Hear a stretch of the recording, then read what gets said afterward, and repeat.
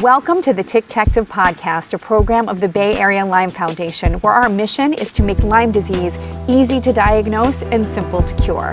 I'm your host, Dana Parrish, and I'm the co-author of the book Chronic, and I sit on the advisory board of Bay Area Lyme Foundation. This program offers insightful interviews with scientists, clinicians, patients, and other interesting people. We're a nonprofit based in Silicon Valley, and thanks to a generous grant that covers 100% of our overhead, all of your donations go directly to our research and prevention programs. For more information about Lyme disease, please visit us at bayarealyme.org. Today, I welcome Dr. David Putrino. David is a physical therapist with a PhD in neuroscience. He's the current Director of Rehabilitation Innovation for the Mount Sinai Health System and a professor of rehabilitation and human performance at the Icahn School of Medicine at Mount Sinai. In 2019, he was named Global Australian of the Year for his contributions to healthcare. Since the beginning of the COVID pandemic, he's been recognized as a global leader in the assessment, treatment, and underlying physiology of long COVID. His team has managed the care of over 3,000 people with long COVID and published multiple peer-reviewed scientific papers on the topic. Hey, David, great to see you. Hey, Dana, good to see you as well. I'm so thrilled to have you. I've been keeping an eye on you for a couple of years. You caught my attention really early on in the pandemic because you are a fireball and you just came out in like lightning talking about what was going on, telling the truth about what you were seeing. And as somebody who has gone through Lyme, a really bad case of chronic Lyme, I was like, who is this guy? Where has he been all my life? And why aren't there more kind of mainstream scientists advocating for us in this way? It's really a road to hope for so many people. Thank you so much for everything you do. So I'm thrilled that you guys are starting a new center at Mount Sinai. You're going to be treating long COVID, chronic Lyme, ME/CFS, and you're going to be studying that, continuing to study all of those. So tell me about it. Yeah, so this will be the fifth center that we launch at Mount Sinai. And it's going to be a hybrid research and clinical center that is focused on not just treating infection-associated complex chronic illnesses like chronic Lyme and ME/CFS and long COVID, but also focused on pragmatic clinical trials and rapid integration of some of these clinical trial outcomes into practice so that we can see actionable change happening as quickly as possible. We're also putting a lot of effort into education for medical students, for existing medical providers, so that, a lot of what we do is not viewed as a mystery or something that can only happen at our center. It can happen at centers all around the country and all around the world. So it's a really big undertaking, but we're really excited for it. To hear that you're going to be educating medical students, that's the dream, because all of this information is not provided in medical school. I've talked to so many physicians and so many psychologists, and nobody knows anything about complex chronic illness. And it seems to just get a lot of people relegated to the psychiatric bucket. And there's something else going on here. Do you think you guys are going to treat? Yeah, all of our centers adopt this approach of being a hybrid clinical and research center. And the reason is because often a lot of the interventions that we adopt in our centers take a little bit more effort to get mainstream adoption. So in the meantime, we say, well, we'll adopt them because we're a clinical center. Yeah. Our goal is over the course of 5 years that we will build the necessary infrastructure to be able to see roughly 500 new complex chronic illness patients per year, which will include all of the diagnoses that I mentioned. And in addition to that goal, the other goal is that we will not be a cash clinic. We're a clinic that takes insurance, and we try to make things affordable for all of our patients so that they're not falling into this trap that many people with complex chronic illness fall into, which is that unless you're willing to pay $25,000 a year to see X doctor, you're just not going to get care. And that's a very inequitable model in general for people with complex chronic illness. So take me through the early days for you. You were on the front lines ostensibly of COVID in 2020. You were at Mount Sinai. I lived around the corner. I heard the ambulances. It was crushing. When did the light bulb go off that these patients are not going to all get better, or they're not all getting better? What's going on with this long-term stuff? Yeah, it was, very early on when COVID started to shut places down in New York City. My team sort of split up into a hybrid of, folks who were working from home trying to support the community, and individuals who had a clinical background who were just all hands on deck, helping wherever they were needed inside of the hospital as well as they could. As we were all sort of scattered between helping in the emergency department to triage patients, or helping on the ward wherever we could be useful, because our rehab ward got turned into a COVID ward. So there was a lot of critically ill patients. We had a death rate of about 10 patients per day at the worst of it.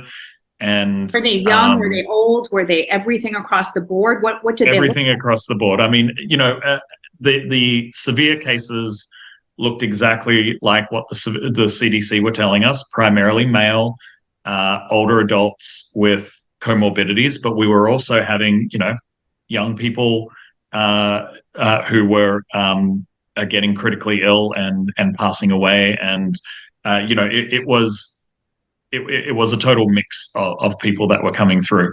And when we were out in the emergency department helping to triage, it was very clear that the advice we were giving wasn't all that reassuring to a lot of people, because in general, if you could walk yourself to an emergency department, you were being told you're not sick enough to get a bed right now. So go home and come back if you get sicker.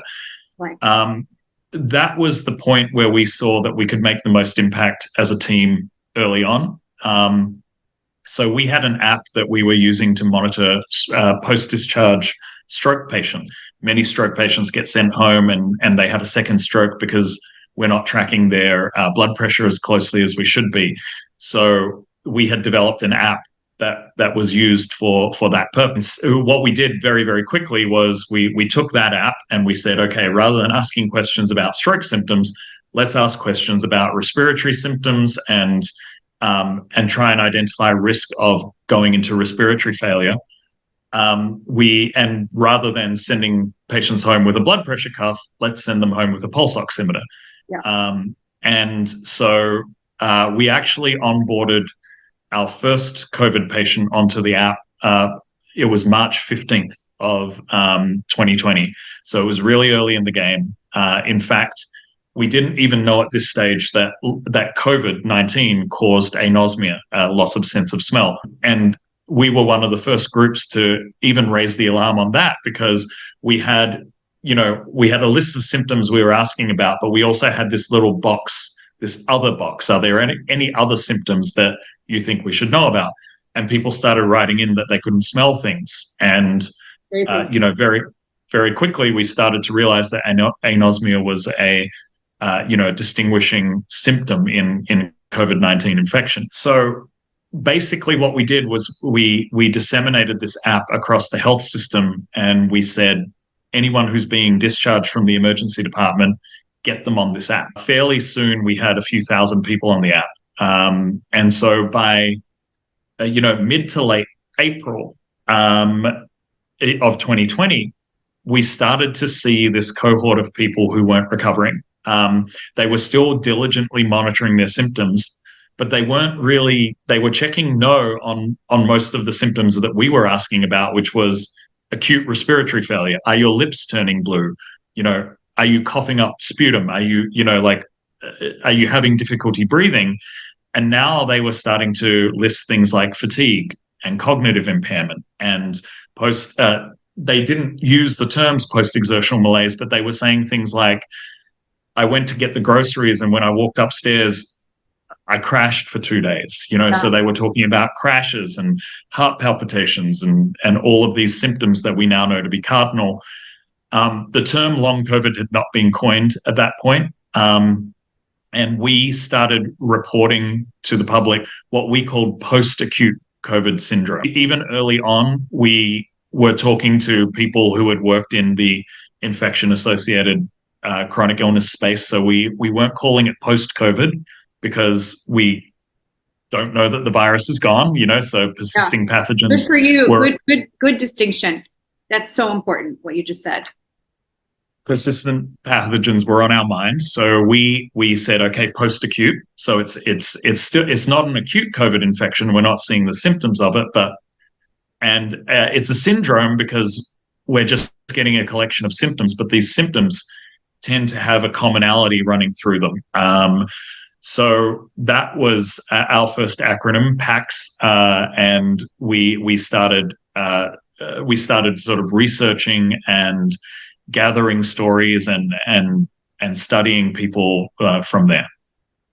Interesting. So it sounds like people had a multitude of ongoing symptoms. You recognized it within the first few months, and it's now been all these years. I hear from so many patients, there's nothing, I don't have any treatments that are helping me. What do I do? They come, to the Lyme community, what about LDN and all the things that we have done historically to try to feel better? And what are you telling patients at this point, given that $1 billion was just spent and nothing came out of it through NIH? I think what we tell patients when they come to us, and we put them through a comprehensive assessment protocol. We try to break down what physiological changes and differences are causing the symptoms that they're presenting with, because there is no one-size-fits-all treatment, and there's no value in trying to promote or push a single intervention for all of long COVID. I think that the reason that many of these complex chronic illnesses are easily psychologized by people who want to, who basically want to make a buck off of pushing people into that track, is the fact that we've tried to say there has to be a single biomarker or there has to be a single treatment. Well, no, these are complex chronic illnesses. What we see is that a pathogen has caused a lot of damage across multiple systems in your body. It appears to be related to your genetic predispositions or your past medical history, which systems are going to be affected and how severely. What do you mean your past medical history specifically? Are there specific conditions that make you more likely to develop long COVID? There's been some evidence on this, but not a whole lot. And certainly the evidence points us toward people who have a past medical history involving autoimmunity or other complex chronic illnesses such as MS or ME/CFS are certainly more likely to experience long COVID. But what I meant by that was we often see situations where individuals who, let's say, ran marathons previously will experience more joint pain as a cluster of their symptoms than individuals who didn't, because they've got this sort of general increase in systemic inflammation happening in their body. And where do they feel that more? They feel that more in the weak points where, they already had some knee pain. Now the knee pain is dialed up ×5, ×6. Whereas someone who has had 3 or 4 concussions might experience more cognitive symptoms. People who had previous cardiac history might experience more cardiac symptoms. So often the symptoms that we see are a moving target based on what you look like genetically or what you look like from a past medical history lens. And because of that, what we do is we test comprehensively, and we try to understand which symptoms are linking up with which of our test results, and that's how we treat. Now, what I also tend to lead with and educate with is the fact that we are dealing very much in treatments right now, not cures. And we are steering a lot of research toward, toward curative interventions. But as anyone who studies, the history of viruses would tell you, we don't have perfect 100%, curative agents for a lot of viruses out there. So, and for a lot of bacteria, in the Lyme world. So, understanding that in the meantime, dealing in treatments is very important. Dealing in treatments can give people their lives back. It can get them 70, 80, 90% better, even if they're not feeling exactly as they were prior to getting COVID. And setting that expectation as a partnership, so not making outrageous promises that I'm definitely going to cure you, give me all your money, but rather, saying, look, this is what we know, and the only thing that we promise to patients when they come to our center, which is the same as all of our other centers at Mount Sinai, is we're going to be keeping where we never tell someone there's nothing else we can do. We always have 1 or 2 or 3 more things in the queue of things that we can try. And we also understand that sometimes patients will tell us, you know what, I don't want to try anything else. I'm done with the roller coaster for right now. That's fine. But so long as they're asking for new things to try, we're always going to have 1 or 2 more things that can be attempted. That's incredible. One thing that I think needs to be clarified for people watching this, there's a narrative that this is just a cold. You don't have to worry about it anymore. The acute illness, people aren't dying unless they're 100 years old. Why should people care? Why should young, healthy people care? Is there a tipping point? Are people still getting long COVID? Are you only seeing first waves? These are the kind of questions that I get all the time. So I'd love to hear what you have to say about those. Yeah, I mean, I think people should care for a lot of different reasons. And something that I've said from very early in the pandemic is that death is not the only serious health outcome from COVID. An acute SARS-CoV-2 infection can absolutely rob you of your previous life as effectively as a severe infection that ends in death as anything else. So understanding that we still do not have a clear-cut understanding or list of who goes on to get long COVID and who doesn't. Are you seeing young, healthy people in your clinic day to day?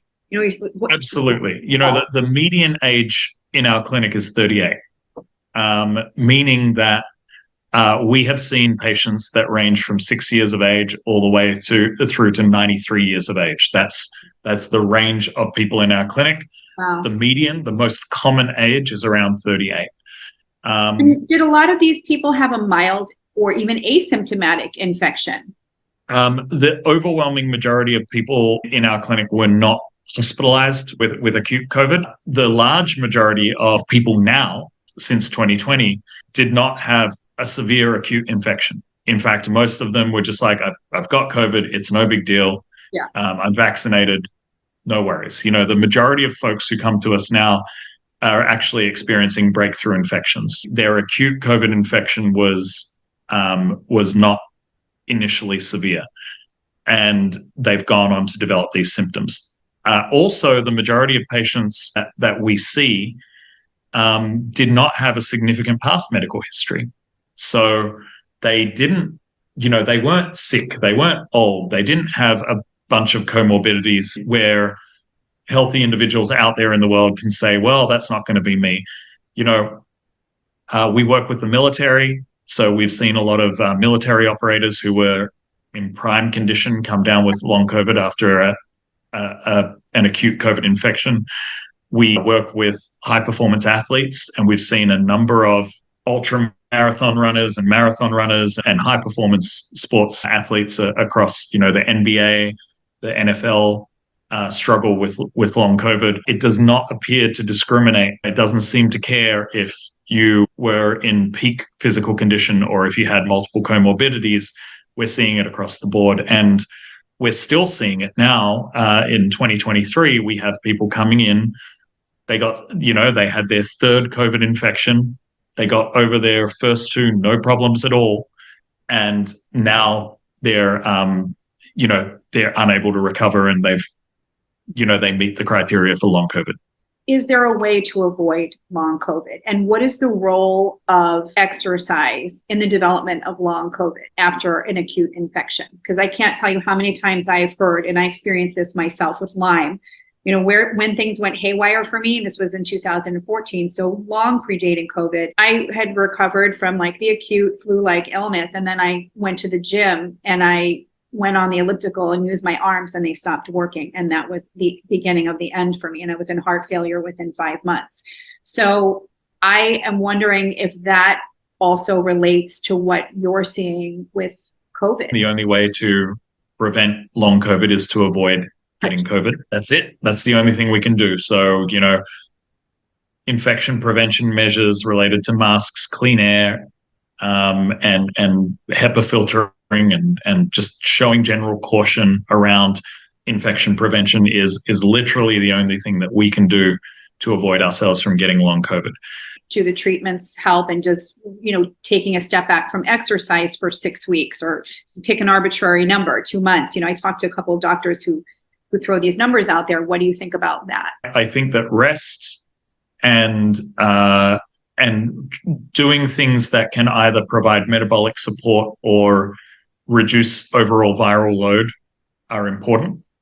So we have emerging evidence. I'm not going to sit here and say the evidence is perfect, but I am going to say there is emerging evidence to suggest that things like protease inhibitors, Paxlovid, can reduce your risk of going on to develop long COVID. Things like metformin that boost metabolic function can reduce your risk of long COVID. These are emerging evidence studies that exist. And also there is emerging evidence to suggest that resting while you have acute COVID can assist in preventing you going on to develop long COVID. Now, the way all three of those things are linked, to my mind, is that when you're infected with a virus, the virus will circulate around your body. It will infect, it will enter cells and infect those cells. And as part of that infection, it taps into your mitochondria, the part of the cell that produces energy for the body.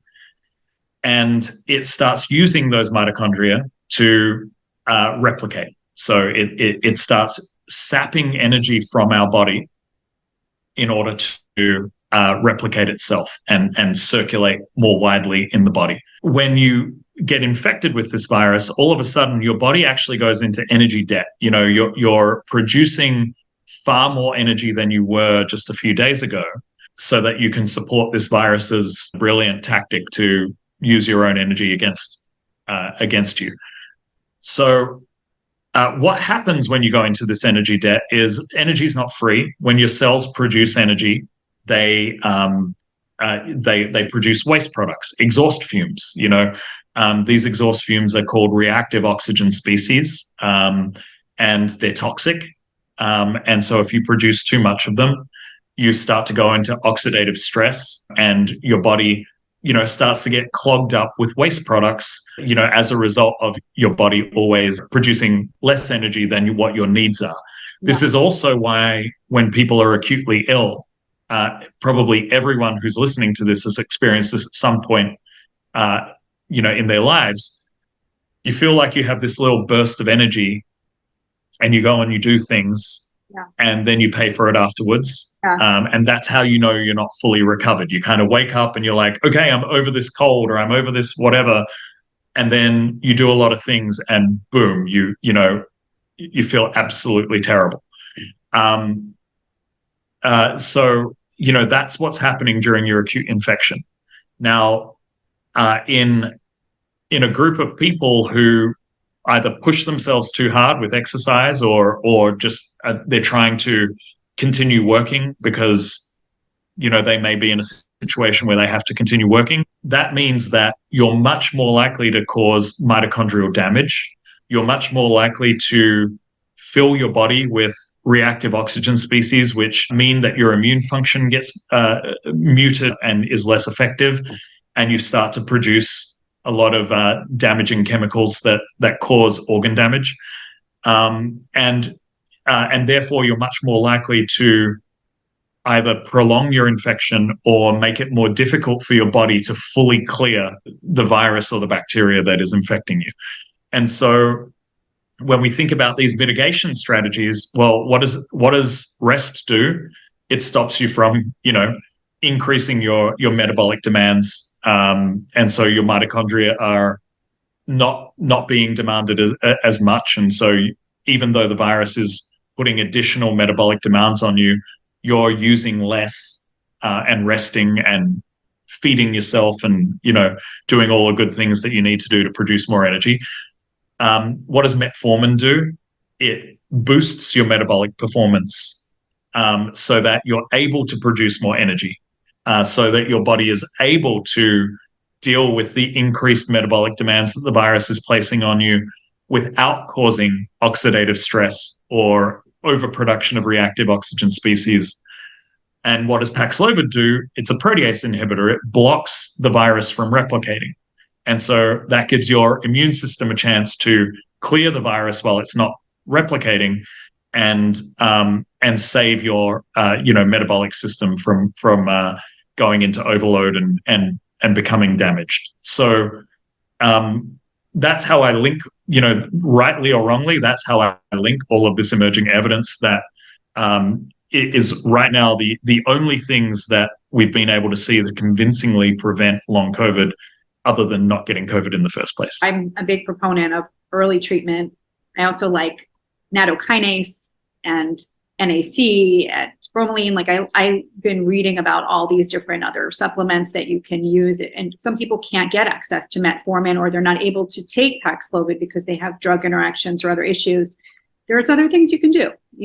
Absolutely. There's a lot of research out there on some of these supplements that are less well known in the public domain, but I think they can be really helpful.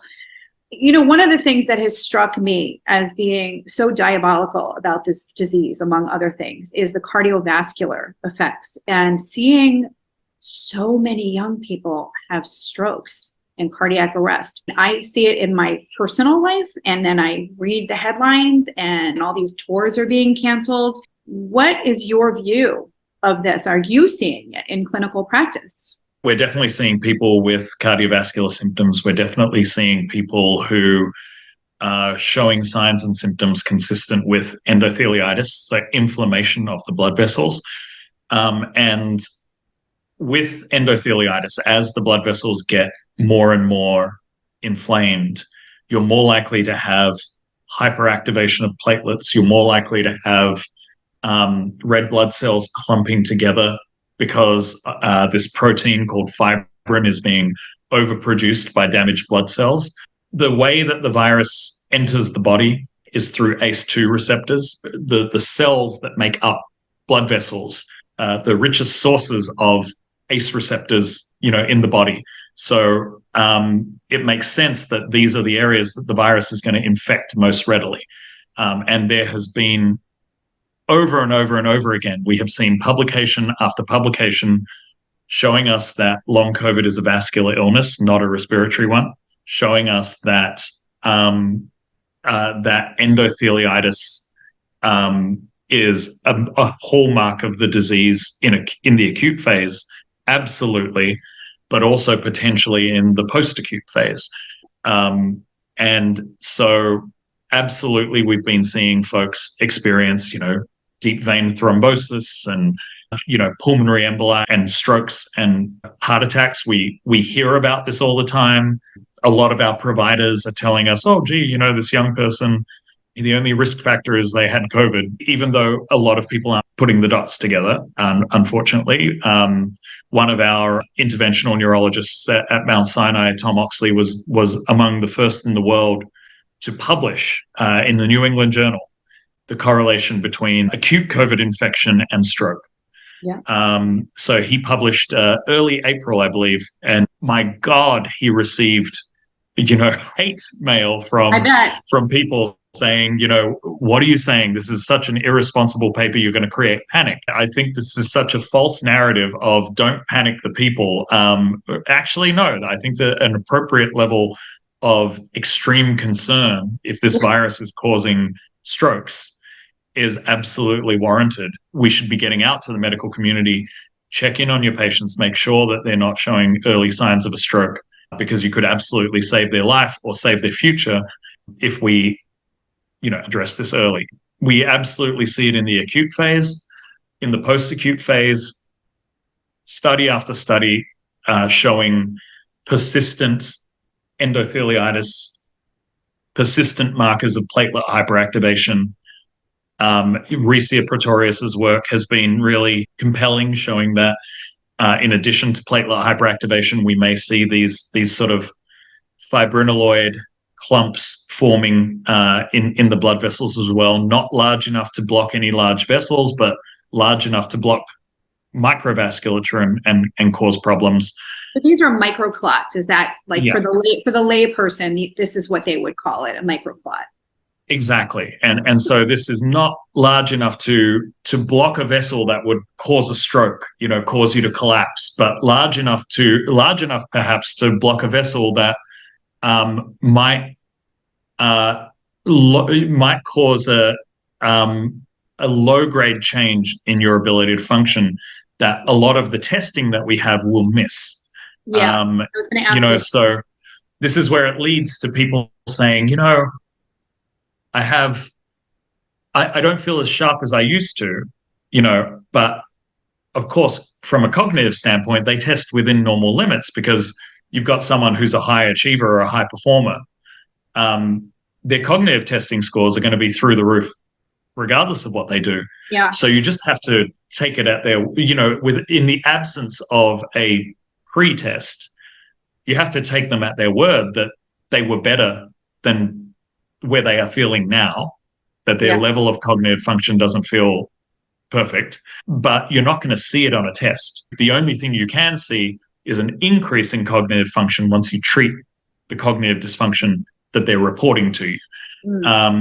And so, testing is still important so that we can track changes over time. But right now, we certainly, and I don't want to minimize this, we certainly do see people who absolutely are experiencing cognitive dysfunction that is measurable. Yeah. In fact, in 2022, we published a paper about this, that 1/3 of the people that presented to our clinic had cognitive impairment that was on par with a traumatic brain injury or a stroke. So it was severe cognitive impairment, and it was measurable cognitive impairment. But there are also folks, and they're, far more in the majority, who tell us that they're not feeling the same as they did cognitively, but, they're still functioning day to day from a cognitive, they're getting through their day, and it doesn't track as cognitive dysfunction because they're able to get through their day. And we don't, traditionally speaking, in the world of stroke, traumatic brain injury, Alzheimer's, etc., we don't start treating cognitive impairment until you can't get through your day. Yeah. That's not helpful from a performance standpoint for a 38 or 30-something-year-old individual who now can't multitask in their workday to be able to do the tasks that they used to be able to do pre-COVID. So you're saying there is no definitive test to see if you have microclots at this time. I know that in Rhesa's lab, there may be a specialized test for it. Is that correct? That's correct. That is correct. Currently, you need to look at the blood under a microscope to see evidence of microclots. It's not a challenging process. It's quite easy to do. It is time consuming. Yeah. We're working with Rhesia and teams around the world to look at faster processes, so using a piece of equipment called a flow cytometer, for instance, there is still a lot of work to be done to establish consensus around what's a microclot, what's not a microclot. I see. How relevant is it that we're seeing these long sort of structures in the blood that fluoresce? Is that something that we should be counting as cellular debris related to a disease process, or is that just an incidental finding that we see? It's an emerging diagnostic, and we need to do a lot more work before it's ready for prime time. Are there things that, going on the assumption that microclotting is one driver of long COVID symptoms, are there things people can do to break them down? Yeah, so I mean, I would say I would commit to a broader statement, which is, I think absolutely, without a doubt, there is no question that inflammation of the blood vessels is a driver of long COVID. So the blood vessels are inflamed, and because of that inflammation, we see platelets being hyperactivated, we see inflammation being released, which leads to this sort of like clumping of red blood cells and other things together, because the proteins that we produce when we're inflamed are sticky, and they sort of stick these things together. So absolutely, I think that this endotheliitis is highly related to long COVID. And I think that we have a lot of tools in our toolkit to treat endotheliitis. So, for instance, you mentioned a few just before. NAC is one, resveratrol is another that has such a track record of improving endotheliitis. Proteolytic enzymes like nattokinase are also really, really wonderful. There is pre-COVID data to show that nattokinase can go head-to-head with a statin in both improving vascular health and reducing overall cholesterol. So nattokinase is a really great supplement for improving vascular health. We also know that pycnogenol, curcumin, these are also natural remedies that have excellent clinical data behind them, that they improve endothelial function and reduce systemic inflammation that causes endothelial damage. In fact, in the case of the two that I just mentioned, pycnogenol and curcumin, there have been studies in 2022 and 2023 that show specifically in long COVID, you can improve endothelial dysfunction related to long COVID with these two remedies. So I would say that we need to be looking at vascular pathology, microclotting, and platelet hyperactivation as a driver of symptoms in long COVID, no doubt. And there are a lot of treatments that can reduce the overall damage that has been done to the blood vessels. Now, what's important, again, I'll always circle back to a few things, a few principles that we live by. The first being, you can fix endotheliitis and not see an improvement in symptoms. That doesn't mean you should stop intervening on the endotheliitis front, So just because right at this moment, the endotheliitis is not driving a majority of your symptoms, it doesn't mean that if we find what is driving the symptoms, you're not going to benefit from having healthy endothelium. Now, let me just give a concrete example, because I know that sounded somewhat confusing. There was a Cell paper that was published just yesterday. I know that you saw it, Dana. It showed low plasma serotonin in folks with long COVID compared to healthy controls. It also showed low plasma serotonin in an animal model of long COVID compared to healthy controls. And, one of the things that it was associated with was platelet hyperactivation.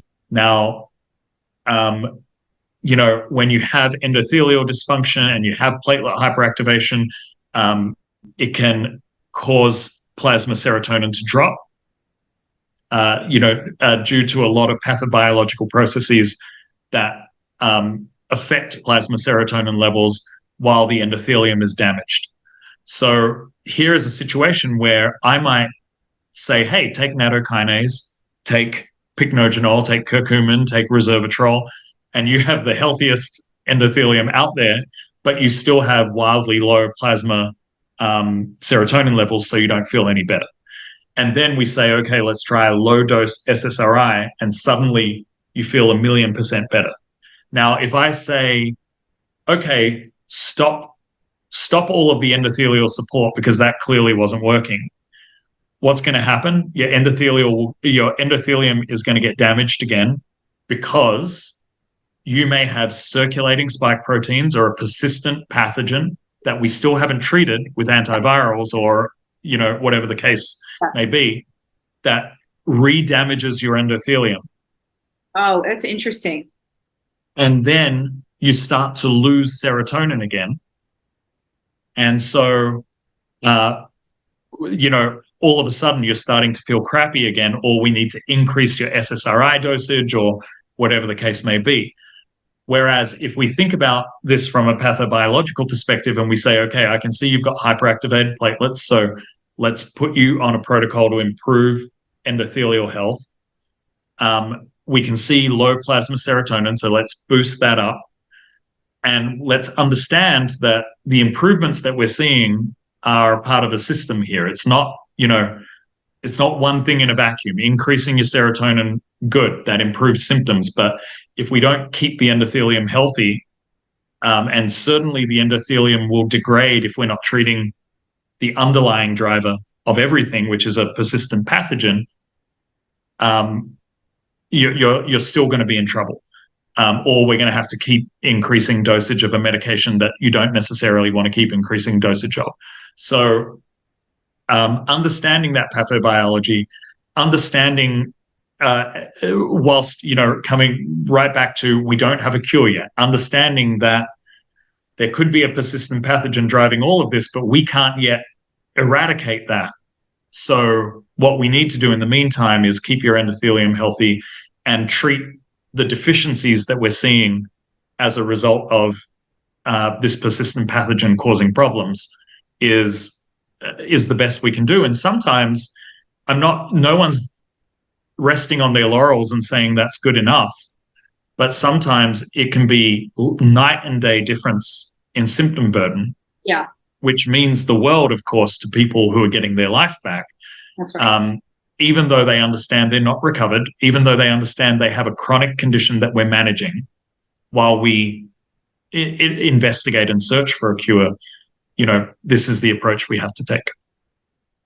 I wondered what you feel at this time. I know we don't know everything yet. We may never know everything, but how much of this is chronic COVID? We have really great evidence that COVID disseminates to every organ and system in the body, and it can stay there. I mean, it can live there for a long time, maybe forever. We don't know yet. We know there are other infections that get reactivated, latent infections. EBV has been talked about a lot. I am going to say I see a lot of reactivated Lyme and Bartonella. I hear from tons of patients who retreat those and their long COVID symptoms calm down. And then there's damage that you talked about. What do you think is the majority of the reason people are remaining sick? I think one of the things that we need to do sooner rather than later, and we've certainly applied for grant funding to run these sorts of analyses, but we need to start working rapidly to cluster out different endotypes of long COVID. When long COVID / post-acute sequelae of COVID / post-COVID condition, those terms, one is patient-derived, and that's the one that I use. One was derived by CDC and NIH, and one was derived by the World Health Organization. They all came with similar definitions, clinical case definitions, which basically, I'll paraphrase, but it basically said, if you sustained an acute COVID infection and 3 months after that acute COVID infection, you still have symptoms that are related to that acute COVID infection in time. So you didn't have these symptoms before your acute COVID infection, and now you do. Yep. you have long COVID / PASC / post-COVID condition. Yeah. Now, that was a necessarily broad clinical case definition that everyone agreed on. There were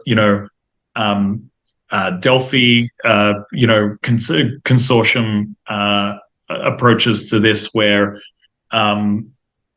patients, stakeholders, caregivers, clinicians, researchers, everyone was involved in deriving the clinical case definition, and it was determined that this was how we would treat it so that we could make sure that no one fell through the cracks. We could make sure that you were still getting care as someone who had long COVID, regardless of if you were a 65-year-old male who had been on a ventilator for 3 weeks and now you have clear lung damage that is driving reduced quality of life and symptom burden as a result of your acute COVID infection, or you were a 38-year-old woman who was super fit running marathons before acute COVID, and now you have, debilitating symptoms that range from extreme fatigue to heart palpitations and so on and so forth. So we cast this big net. And now what's important is that we start to understand, okay, who is experiencing, who's experiencing pulmonary dysfunction because their lungs were damaged on a ventilator. And you know what? If you give that person pulmonary rehabilitation, they're going to bounce right back because they don't have any of this post-acute COVID syndrome pathobiology occurring.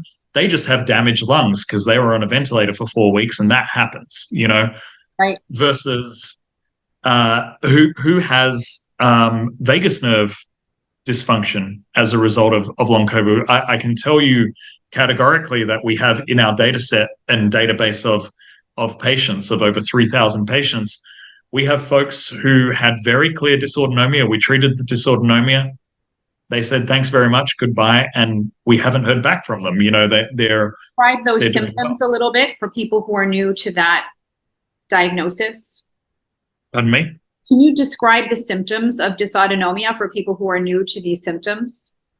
Yeah, so dysautonomia is a condition where the autonomic nervous system, which per its name, it's this part of our nervous system that controls all the things under autonomous control, things that you don't need to think about, your body is just doing, like managing your blood pressure when you go from sitting to standing, or managing your heart rate when it's hot outside, so that you're not overheating, making sure that you're sweating at the appropriate times, or you're forming goose pimples at the appropriate time. When our body gets infected with a virus, sometimes the autonomic nervous system can be knocked out of balance, and then people get symptoms such as experiencing heart palpitations, experiencing dizziness, and what we call pre-syncope, this feeling that they're going to faint if they change body positions. They experience hot flushes and extreme cold in temperature regulation situations. They have issues with digesting food. You name it, anything that the autonomic nervous system is involved in, they can present with. And as you might notice, this can be very hard to disambiguate from some of the symptoms that are related to a persistent pathogen as well. And so, what we tend to very carefully do is evaluate the autonomic nervous system, doing things like an active stand test, the tilt table test. We look at transcranial Doppler. We compare and contrast those findings to using things like an endopat to look for endotheliitis. We compare and contrast that to looking for evidence of co-infection, so evidence of tick and vector-borne bacteria, or evidence of Epstein-Barr virus reactivation, which will indicate an immune dysregulation. We compare and contrast that with metabolic dysfunction. Is your body producing more energy than we would expect when you're sitting still, not moving at all in a dark room? That tells us, that we might need to work on mitochondrial function. So The problem is that all of the, many of these symptoms are common across multiple conditions or multiple driving causes of the illness. And although I believe that viral persistence and a persistent pathogen is present, myself and Amy Prohl and many, many other amazing co-authors published, a scoping review paper on this in Nature Immunology not so long ago, showing that in the majority of conditions, the most the most logical and evidence-based root cause for long COVID is a persistent pathogen. People should look that paper up. That was a really important review.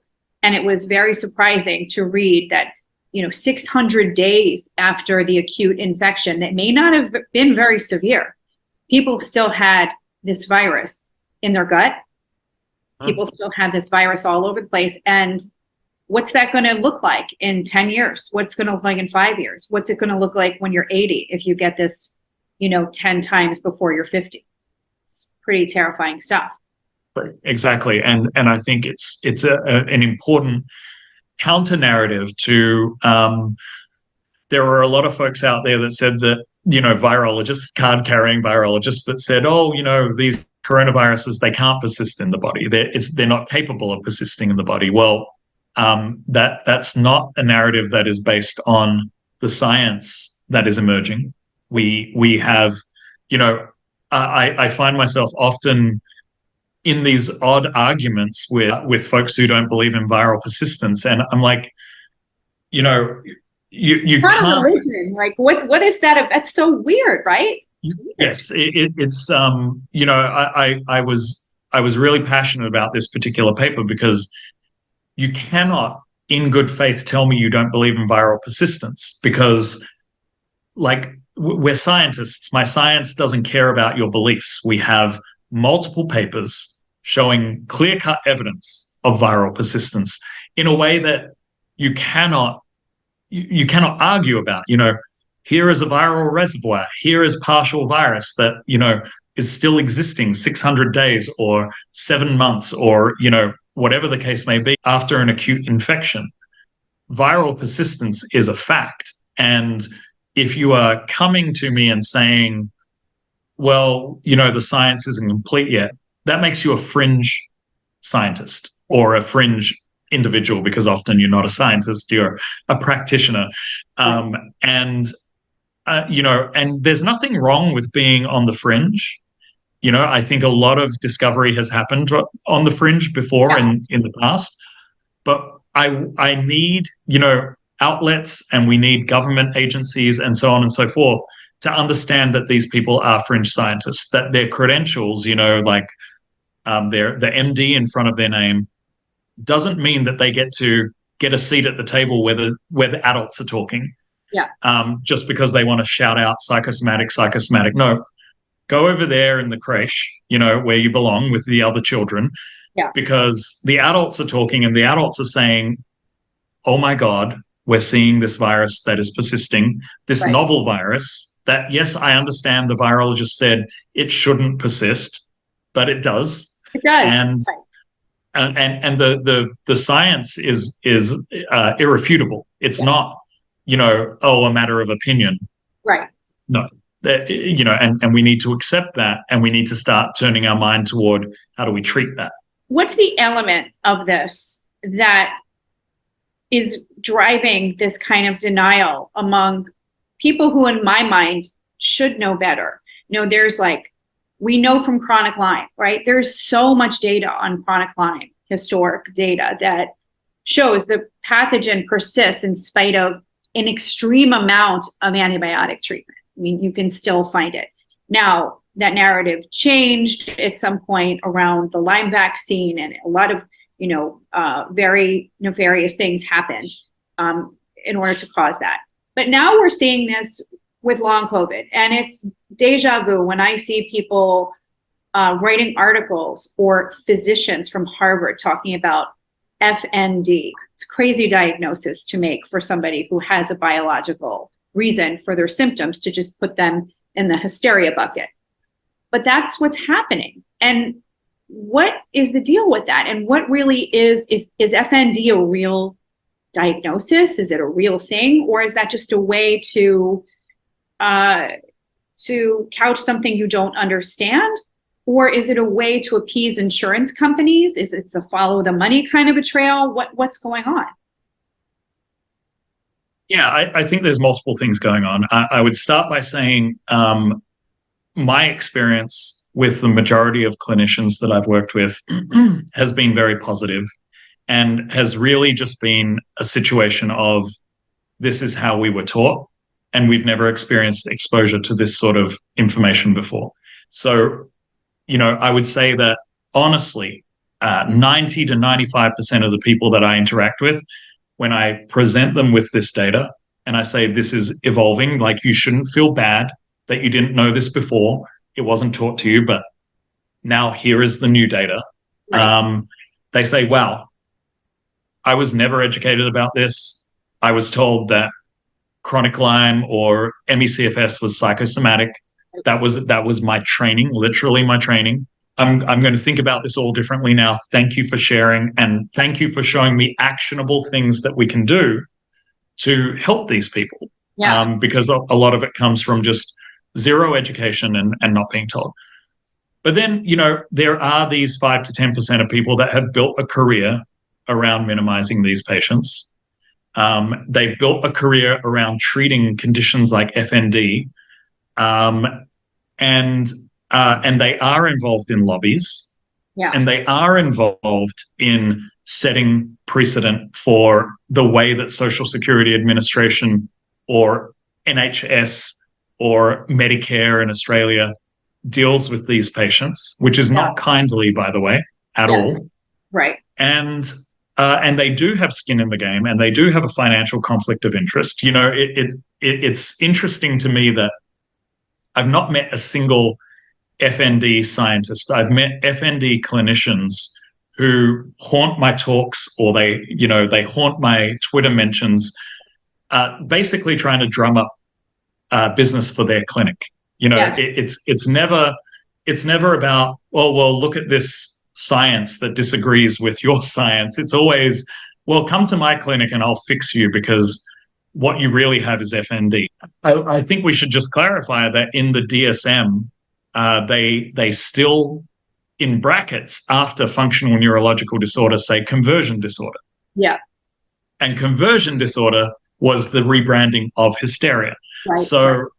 So they still call it conversion disorder. It is still a psychological diagnosis, which means, by the way, if you're diagnosed with it, as opposed to being diagnosed correctly with long COVID, if you're diagnosed with FND and you are unable to work as a result of your FND, your Social Security Administration benefits last for 2 years, and then that's it. You do not get long-term disability beyond 2 years with a psychological diagnosis, which is shameful, shameful in itself, but also points to an agenda. Why would we want to diagnose people with something psychological? Because we can cut their benefits off after 2 years, and then they're someone else's problem. Whereas if you have a physical or biological disability that is recognized under the ADA, like long COVID is, then you can access long-term disability benefits until your situation changes and you're able to care for yourself or, work as you did before. So in terms of, is it a real diagnosis or is it not a real diagnosis? I would say at this point, that we need to pause on diagnosing FND for every single thing that a neurologist can't figure out. And so they say, it's probably functional neurological disorder. Right. And we need to actually start looking at that field with the level of false scrutiny that they're placing on real people living with persistent pathogens. Because let me tell you, for the last 3-4 decades, that crowd of FND physicians has been living large, saying everyone has FND, using bogus testing. Their testing criteria, their diagnostic tests are complete nonsense. And then they just get to sort of pull everyone into this catch-all diagnosis. They provide, these treatments that are really rooted in psychological support, which admittedly some people respond to. Some people feel better as a result of the care that they receive, Sure. but the majority of people feel worse. Yeah. And they've really got to run around with zero accountability for a long time. Yeah. And I think it's time that we change that. I think it's time that we hold them to account. We say, let's really dig into Hoover's sign, which is something that they use as a diagnostic criteria, which is actually just a manifestation of a spinal reflex that they're misinterpreting. We really need to do better at holding the right people accountable, the people that are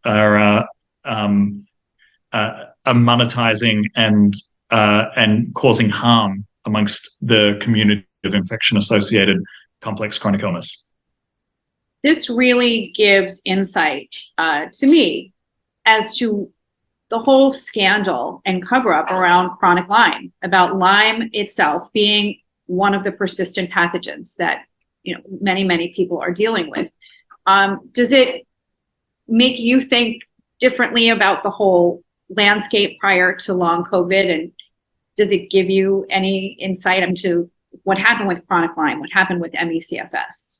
Yeah, absolutely. I mean, the simplest explanation, as I've been immersing myself in the literature and reading and trying to understand other infection-associated complex chronic illnesses, and I mean, I would say even I don't want to make words or phrases even longer, but I sometimes even say infection or exposure associated, because we talk about, environmental exposures, vaccine injury, etc.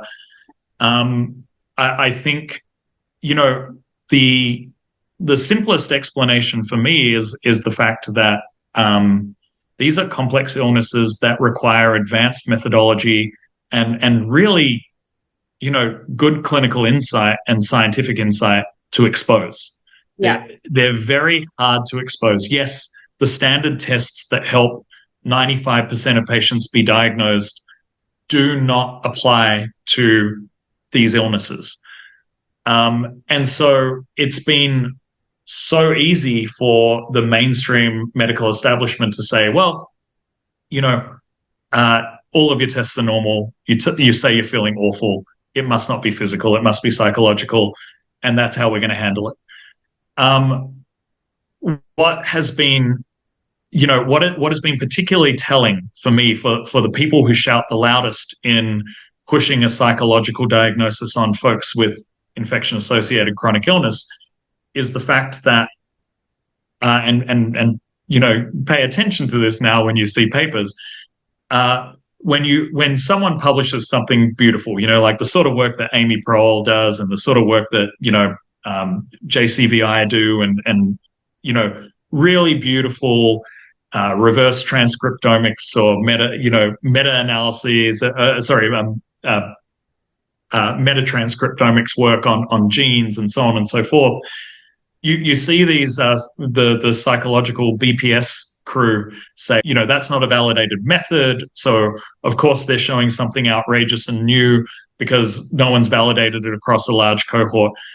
You never see them pushing new techniques of their own to prove that their diagnosis is real. You just see them shooting down new techniques of emerging science. Well, I'm sorry, but that's how emerging science works. We find better and stronger and more accurate ways of looking at things. People called MS a psychological illness until we had an MRI scanner. People will, unfortunately, because this is the way people are wired, they will call infection-associated complex chronic illnesses mental illness until we can show them with really, beautiful scientific methodology that they're in fact completely incorrect. And the good news is that because of how quickly this technology is emerging and because of how quickly the science is being communicated and how long COVID all at once dumped 7% of the US population on the doorstep of the NIH saying, we have long COVID. Yeah. It's impossible to ignore. And it's very transparent when we see these people who sort of just grift on the BPS model. It's very transparent what they're trying to do. Yeah. So it's very, like, it's very obvious that when you're saying, hey, well, what are you using to diagnose your people? Oh, a screening tool that was developed 50 years ago, maybe. Right. Do you want to maybe update your methodology? Do you maybe want to, use something else than your gut, or that just feeling you get that someone's faking it? Maybe your patients deserve a little bit better than a questionnaire. That's what we need to push, and it's happening, which is encouraging. So that leads me to asking you wrote an incredible thread recently about how research works and about how grant writing works and about how you can move forward in science, how it has to be so incremental and so careful. Can you describe this a little bit for people who are watching? Because I thought this was so fascinating. Yeah, when I was a baby, when I was just growing up in research land, I was sort of shown the track. Like, what you need to do is get in with the NIH. You need to get to know the program officer. You need to get to know the study section. Go to conferences that they're going to be at. Yep. Get to know everyone who's going to be reviewing your work, and then you start sharing your scientific ideas with them. Yep. And then, okay, the question becomes, well, how do you write a grant? And so I was, as a young faculty member, I was told, go to this grant writing course with, I was at Cornell at the time, and they said, look, we'll pay for it. And there was this guy, he's, an amazing NIH researcher. He was a researcher in the cancer field, and he was like the highest funded NIH researcher of all time, kind of thing.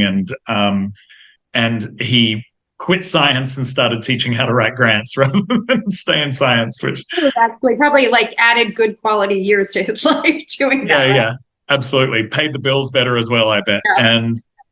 And it was funny because the first thing, as the first lecture on how to write a good grant, the first thing he said was, never tell the NIH that you're going to solve a problem. You need to understand that your grant is going to be read by other people in the field whose job it is to study that problem. So even if you have the best data in the world proving that you can solve this problem, your grant approach should always be the same. I'm going to do this little thing that answers this incremental question that kicks the can down the road, and there's going to be plenty of other things for other researchers to research with NIH dollars, and just that's the way you do it. Yeah. And, as I heard that and thought about quitting science on the spot, it was also apparent to me that a lot of the ideas that, the incremental ideas that I was putting forward, the reason that they were getting rejected was because, I was interacting a lot with industry. So, industry thought is moving at the speed of industry, and scientific thought is 6 or 7 years behind. So I also had this really interesting cycle in my grant applications where I would get rejected by a study section, and they would, the first rejection would be like, this is an outrageous idea, this is stupid, this person doesn't understand the field, da-da-da-da-da-da-da.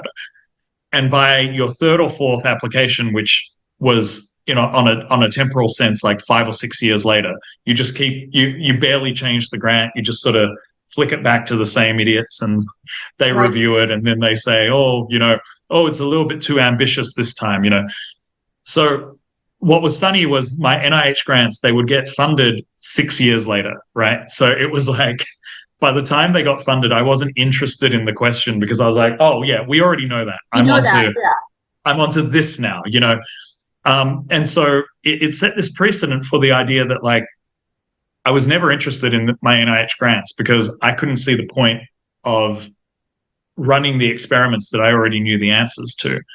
And yet the entire NIH runs this way. Now, what's important, and what I always try and stress is this is not me saying we need to burn the NIH to the ground or it's useless.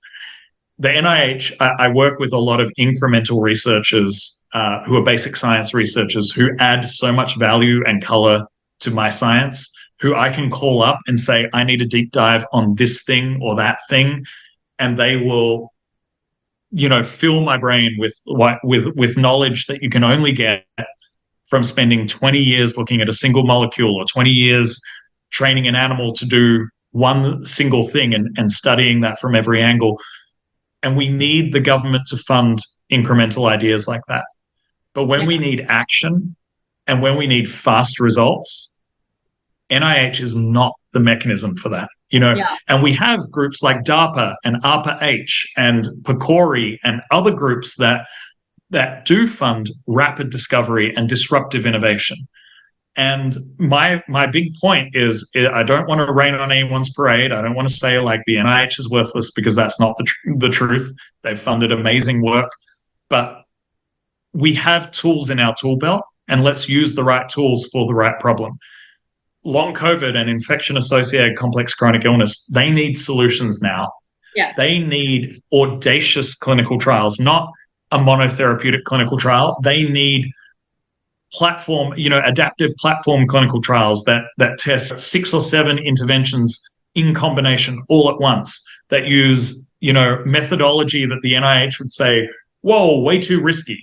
We're not going to learn the incremental thing that we need to learn as NIH researchers. But ARPA-H or DARPA will say, absolutely, do it. It's crazy. I love it.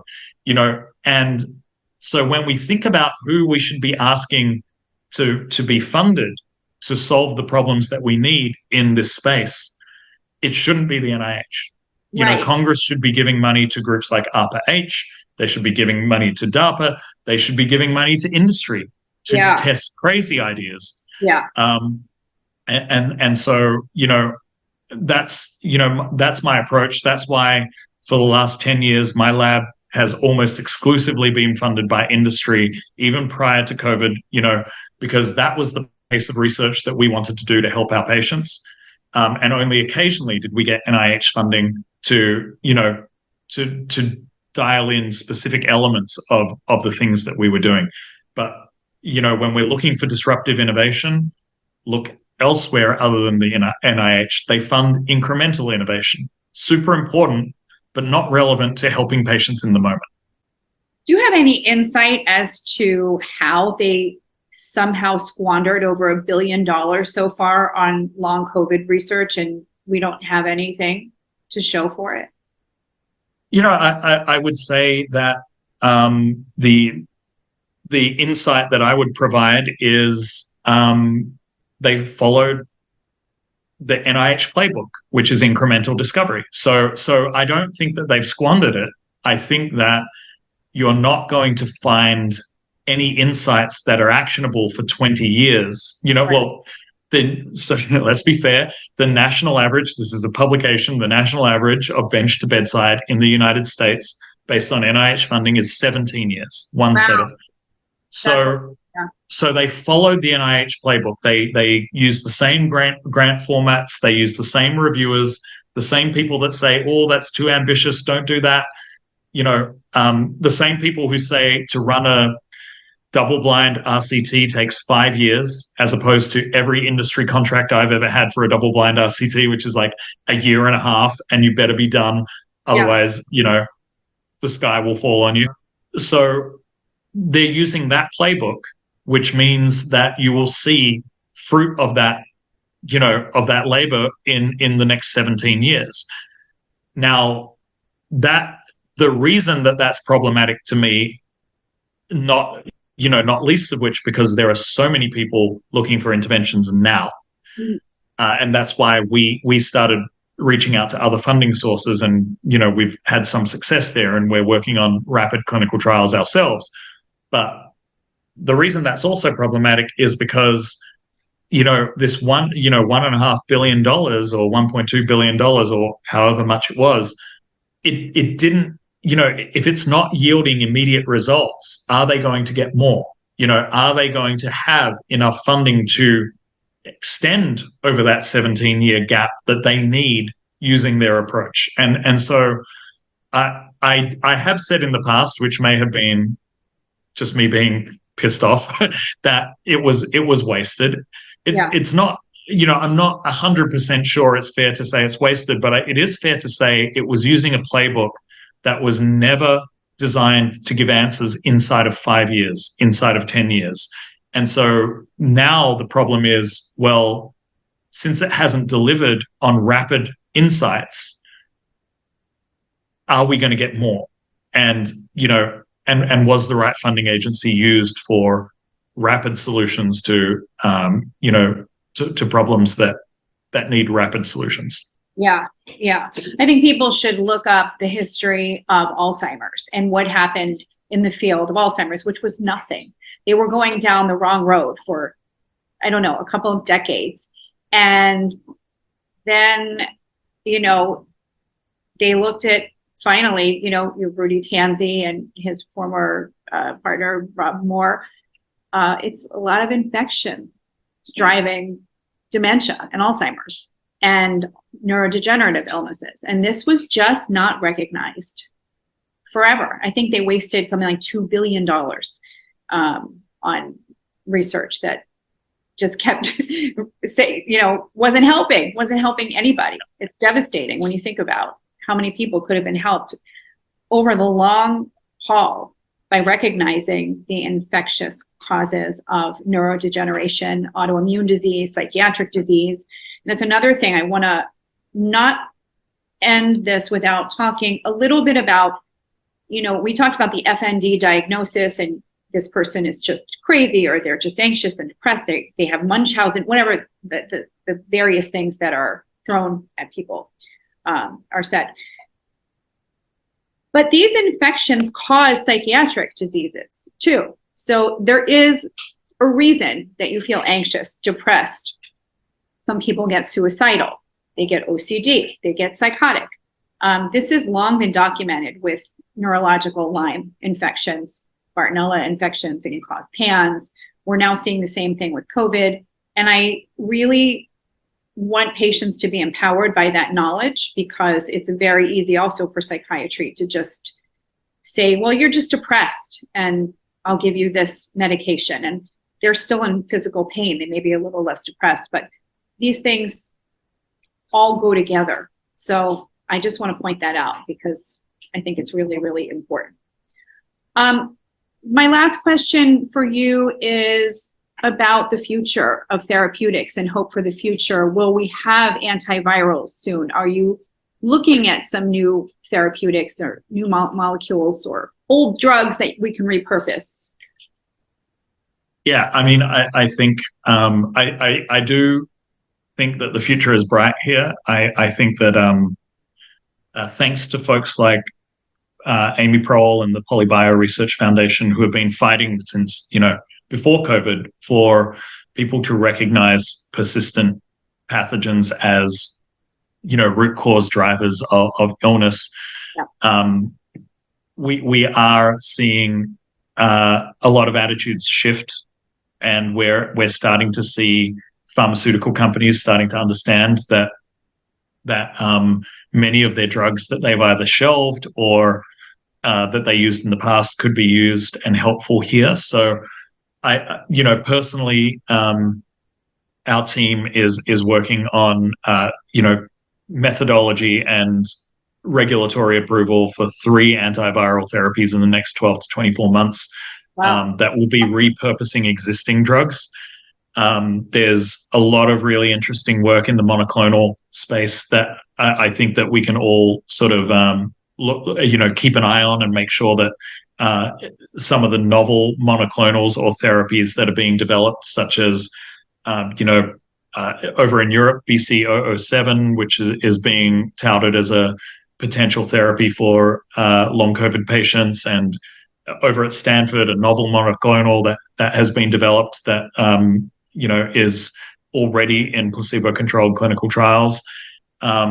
Great. In addition, there are also existing medications that are rapidly being repurposed and tested for folks with long COVID and other infection-associated complex chronic illnesses. So I think, the level of legitimacy that has been given to these illnesses with the huge influx of novel research that has happened over the last 4 years has led to a lot of drug targets that are pushing forward, and hopefully from the clinical trials that we run, I'm really proud of the work that we get to do with collaborators like Akiko Iwasaki at Yale, where we're not just throwing a drug at someone and saying, did you get better or did you not? We're doing deep immune profiling on them at multiple time points in their course of the medication to understand what's switching on, what's switching off, and how is that associating with a strong response or a weak response to the medication that we're applying. And so my hope is that over time that leads us down the road of novel drug development so that we can really get closer to that idea of a cure as opposed to a treatment. Will any of these be able to be used in your view as prophylaxis or post-exposure prophylaxis? Can you pop a pill and prevent it, kind of like PrEP with HIV? Yeah, I mean, I think that is highly feasible. I think Paxlovid is not the perfect antiviral, not by a long shot. I don't think anyone, I don't even think Pfizer's out there saying that it's the perfect drug, even though they keep increasing the price of it. Efficacy keeps going down as the price keeps going up. Yeah, make it make sense. But I do think that it's the first line of many other, SARS-CoV-2 specific antivirals that can be produced that will, or can be repurposed, that can be a good post-exposure protocol. I think right now we need to balance the weight of hammering our body with a post-exposure protocol with the challenges that most of these drugs have pretty terrible side effects. So they're not, many of these antivirals are not to be taken lightly right now at this moment. Yeah. Even PrEP. Talking about Paxlovid, or are you talking about other untested for COVID antivirals? I'm talking about the whole range of antivirals. Okay. So like, even PrEP has risk of kidney injury in a percentage of folks with HIV, and you need to monitor for that. It's not entirely without risk. And similarly, Paxlovid, there are a large number of medications that you cannot take concurrently with Paxlovid that rule out a lot of people. So bottom line here is we need better strategies, and we